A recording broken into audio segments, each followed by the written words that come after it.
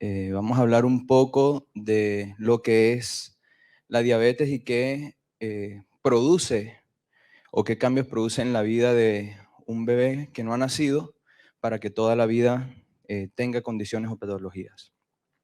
Esto es una publicación, como la gente le cree al Tiempo, pues entonces hablaremos del Tiempo, de Caracol, donde salió que en una región de nuestro país nació un bebé de 6 kilos y estamos supremamente orgullosos de que haya sido el niño más grande de Colombia nacido hasta ese momento, pero definitivamente si uno pudiera, le daría no me gusta a estas publicaciones y básicamente está dado porque estará enfermo toda la vida.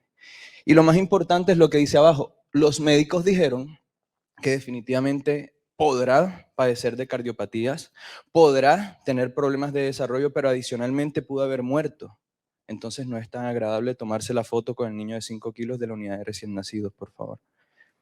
Epidemiológicamente tendremos que 3 de cada 10 nacimientos estarán afectados por madres que tienen diabetes durante el embarazo. Adicionalmente, 3 niños, hijos de mamás con diabetes, podrán tener alteraciones importantes en su vida, así como la diabetes, la hipertensión, la obesidad, y que definitivamente estos niños pudieron haber muerto durante la vida fetal o tener complicaciones supremamente importantes como cardiopatías congénitas, y vamos a hablar un poco de esto.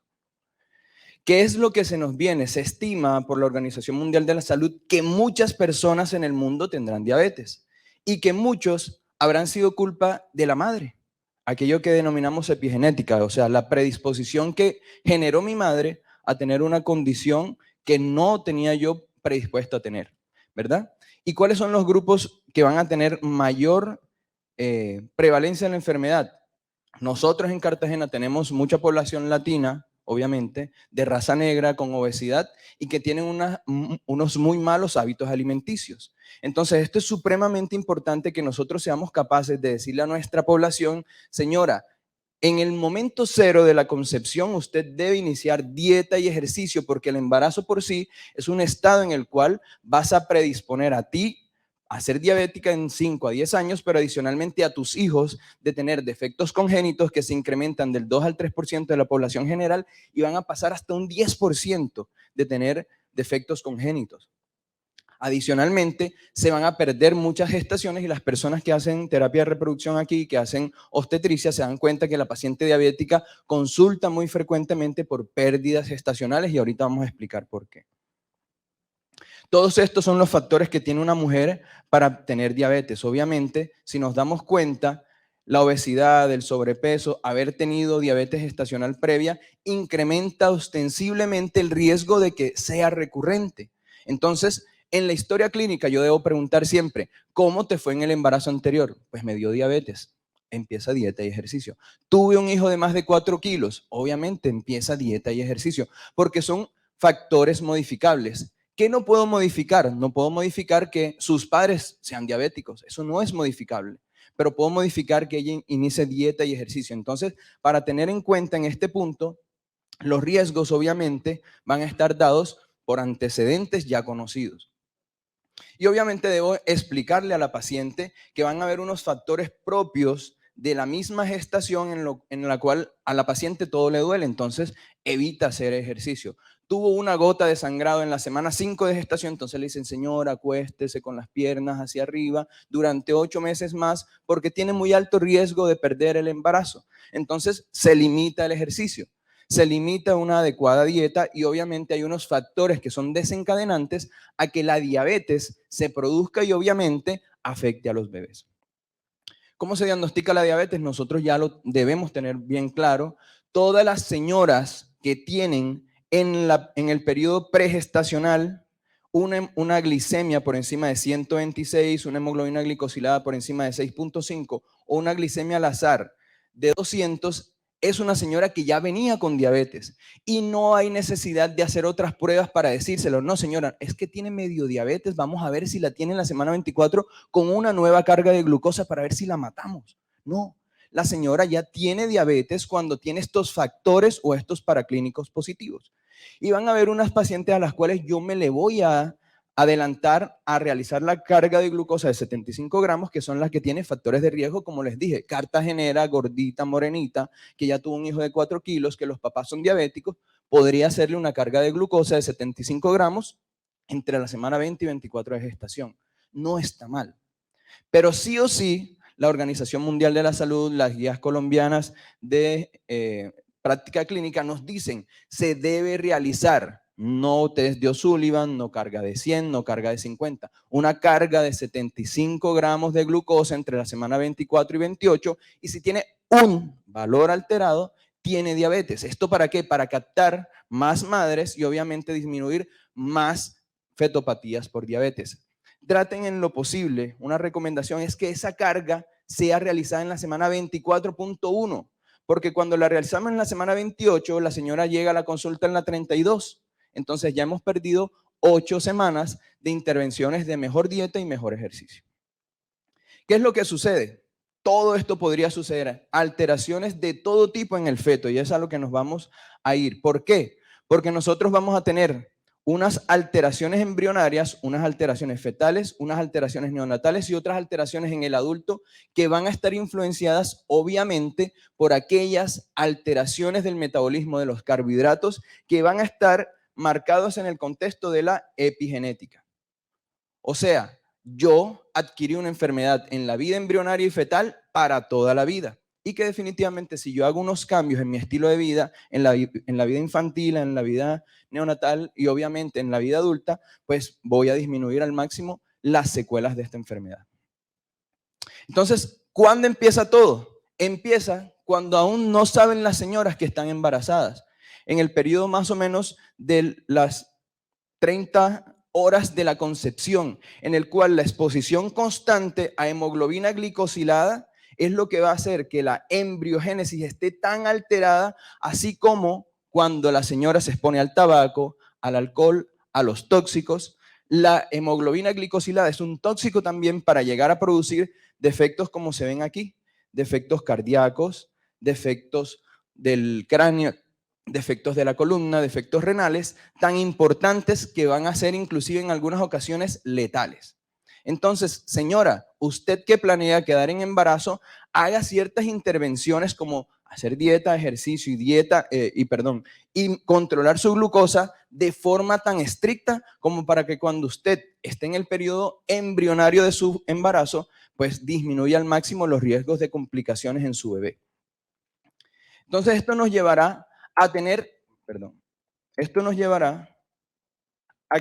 esta gran diapositiva en la cual nosotros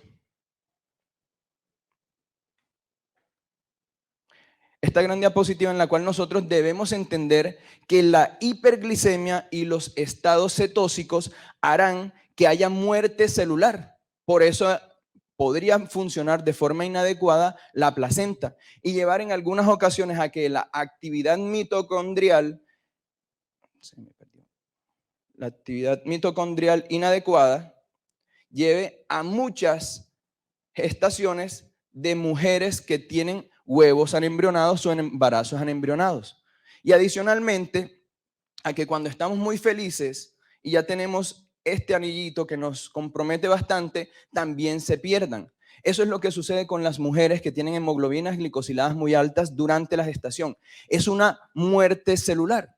Entonces, si nosotros entendemos que hay una gran alteración del metabolismo del ácido araquidónico, de la ciclooxigenasa, entenderemos que la placenta deja de funcionar y la formación embrionaria llevará a muchas pérdidas tempranas de la gestación. Pero las que no se pierden por hemoglobinas glicosiladas muy elevadas estarán en el contexto de los defectos congénitos que se pueden diagnosticar desde el primer trimestre de la gestación y que definitivamente estarán marcados principalmente por defectos del sistema nervioso como la anencefalia, la cránea, el mielomeningocele, la microcefalia, la exencefalia o la prosencefalia. Y los defectos conotruncales principalmente, y así sucesivamente. Entonces, ¿hacia dónde vamos? Vamos hacia que no solamente produce pérdidas, no solamente deja secuelas, sino que ya se ha demostrado que las mujeres que tienen hemoglobinas glicosiladas muy elevadas al inicio de la gestación van a tener obviamente mayor probabilidad de tener lesiones o secuelas muy importantes.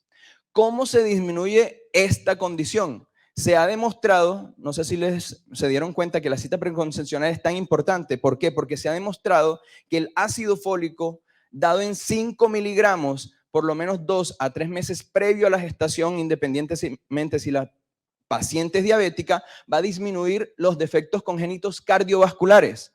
Y bueno, ya lo sabemos que disminuye el riesgo de lesiones del sistema nervioso central. Por ende, yo debería proponer en todas mis pacientes dieta, ejercicio y ácido fólico de 5 miligramos en el periodo periconcepcional. La vitamina E, la vitamina C y el ejercicio tienen el mismo impacto cuando la mujer pierde por lo menos el 5 al 10% del peso. Entonces, ¿a qué vamos? Vamos a que si yo tengo una hemoglobina glicosilada por encima de 7.4, el riesgo es 2 veces más de la población general de tener defectos congénitos. Pero si la señora tiene más de 9.5 de hemoglobina glicosilada, este riesgo va a estar más o menos casi 4 veces superior a la población general. O sea, ya los defectos congénitos no van a ser del 2 al 3%, sino del 8 al 12%, que es muchísimo más como si la paciente estuviese expuesta a la isotetinoína o si hubiese ido a Chernobyl. Aquí nos damos cuenta que, ¿qué está sucediendo? Estamos teniendo sirenomelia, implantaciones bajas de la columna, cifoescoliosis, agenesia rectal y anal. O sea, son defectos muy graves productos de la fetopatía por diabetes. O sea que el marcador principal para hablar del pronóstico de una paciente que tiene diabetes durante la gestación es la hemoglobina glicosilada. ¿Cuál es nuestra recomendación? Efectivamente, como la principal alteración estructural durante el embarazo de la paciente con diabetes pregestacional es la malformación cardíaca, pues yo debería realizar de forma rutinaria y obligatoria ecocardiografía fetal a todas las pacientes que tienen diabetes pregestacional, de forma obligatoria.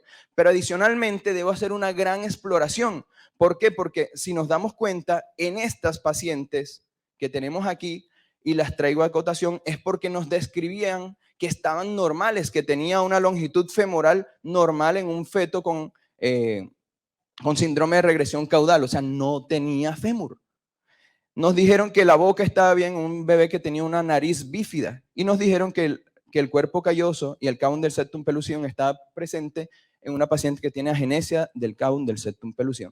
O sea que realizar los estudios ecográficos no es solamente prender el ecógrafo y tomar medidas, es evaluar de forma completa todas las estructuras y más si sé que la paciente tiene una condición comórbida que llevará a que su bebé esté alterado. ¿Cuál es la principal alteración que se da en la paciente con diabetes pregestacional? Si nos damos cuenta aquí, se incrementa 5 veces más el riesgo de enfermedades cardíacas. Y las enfermedades cardíacas más prevalentes durante el embarazo de la gestante con diabetes es los defectos conotruncales, entre ellos la transposición de grandes vasos, entre ellos el tronco arterial común y el doble tracto de salida del ventrículo derecho. ¿Qué quiere decir todo esto? Que sí o sí tengo que hacerle estudio ecocardiográfico a todas las pacientes que tienen diabetes. ¿Cómo evalúo en la que no venía con diabetes pregestacional, pero la adquirió durante el embarazo? Aquella que hizo 92.1 en el transcurso de la semana 24 a 28 en el tamizaje de diabetes. Pues tengo que explorar las cardiopatías adquiridas. Esta no es congénita propia de la formación embrionaria, sino es un defecto adquirido. ¿Por qué? Porque se ha demostrado que las pacientes que tienen fetopatía por diabetes con una alteración del septo interventricular tienen una mayor probabilidad de tener macrosomía, muerte, complicaciones postnatales y obviamente estos bebés que tienen un septo interventricular por encima del percentil 95 tendrán una gran probabilidad de morir en la vida prenatal. Entonces ya no estamos solamente hablando de malformaciones o un defecto que va a ser constante en el curso de la vida, sino que lo llevará a morir. ¿Cómo se toma? Se toma en un corte transcostal de las 4 cámaras a nivel del septo interventricular y obviamente al final de la diástole. Medimos y nos dará unos percentiles. Cuando está por encima del percentil 95, hablaremos de un septo que es grueso y obviamente un riesgo de disfunción miocárdica y de muerte asociada a esto. Y obviamente tendremos que saber que esto no para una vez el bebé nace. Esto seguirá para toda la vida. Son niños que tienen un alto riesgo de poseer enfermedades para siempre. Y estas enfermedades para siempre estarán asociadas no solamente al crecimiento fetal excesivo, sino adicionalmente estarán dadas por la restricción de crecimiento intrauterino, y esto es por un estrés oxidativo que hablamos al principio, donde hay muerte celular de forma temprana, en la cual no podremos llegar al punto en el cual todos queremos llegar, que es la semana 40 de gestación. Y esto estará basado también por publicaciones que nos demuestran que la telomerasa de los cromosomas se altera. Hay muerte celular y hay envejecimiento prematuro de las células placentarias en la paciente con diabetes.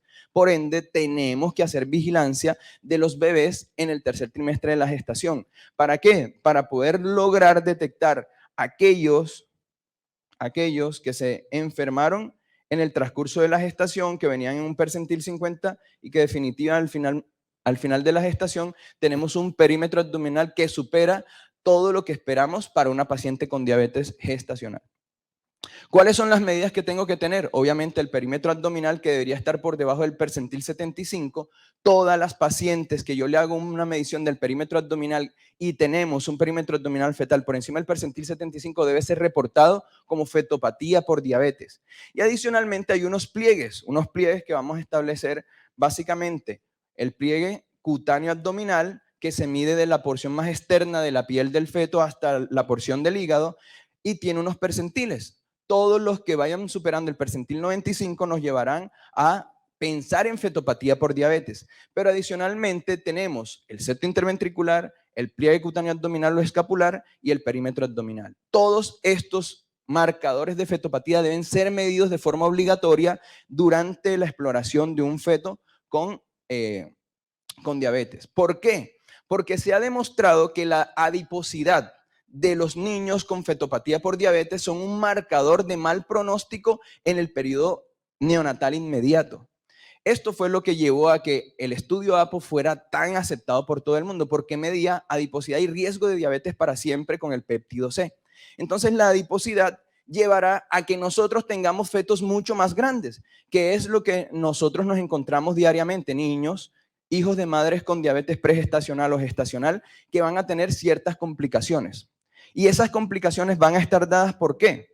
Van a estar dadas principalmente porque estos bebés, independientemente si son muy grandes, solamente porque son hijos de madres con diabetes o no, van a tener mayor riesgo de tener una obstrucción en el canal del parto, mayor riesgo de tener una parálisis de ERP y tener secuelas a largo plazo. Esto lo da la adiposidad. Entonces yo tengo que hablar con mi paciente y decirle, señora, efectivamente usted tiene un bebé grande, pero este bebé grande necesita nacer en cierto tiempo. ¿Por qué? Porque su adiposidad le generará riesgos y estos riesgos generarán muerte.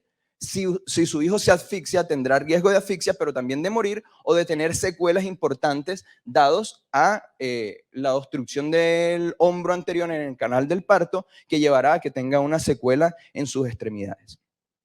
¿Dónde y cuándo deben nacer los hijos de la mamá con diabetes? Si la señora tiene una diabetes controlada con dieta y ejercicio, o sea, hizo diabetes durante la gestación, pero fue juiciosa, fue al nutricionista, hizo dieta y ejercicio, esta señora se podría llevar hasta la semana 40 de gestación, independiente de que tenga diabetes gestacional, porque está controlada y el bebé está controlado. Si la señora está controlada, pero utiliza un hipoglicemiante oral, debería llevarse máximo hasta la semana 39 si no tiene alteración fetal.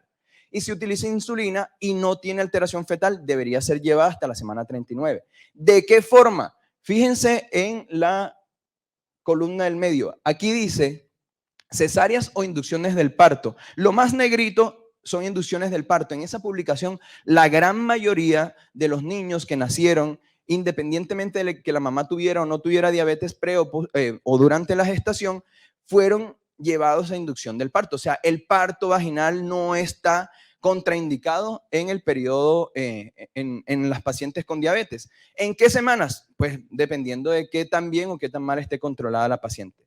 Si la paciente no está controlada, ya sea por glucometrías, debería ser llevada máximo a la semana 39, pero si está controlada, no está controlada por fetopatía, debería ser llevada a la semana 38. La restricción de crecimiento llevará el protocolo de restricción de crecimiento, si es solamente pequeño, hasta la semana 40, si es restringido hasta la semana 37, y si el feto tiene complicaciones por diabetes, ya sea hipertrofia septal asimétrica o algún signo de adiposidad con un peso mayor de 4.000 gramos en el momento en que detectemos esto. ¿Y dónde deben nacer? Pues en mi caso les recomiendo Serena del Mar. Y para concluir, entonces, estos niños tienen obviamente mayor predisposición a hacer falla respiratoria, a necesitar mayor día de estancia hospitalaria, hacen más hipoglicemia, por ende yo debo informar a la señora qué es lo que está sucediendo en este bebé que no está mal formado, pero que va a nacer muy tempranamente. En conclusión, hagamos una buena ecografía de primer trimestre, llevemos al mejor tamizaje de primer trimestre en la semana 12 de gestación y obviamente midamos a los niños de las madres diabéticas al final de la gestación para poder captar y orientar de la mejor manera a nuestras pacientes. Muchísimas gracias.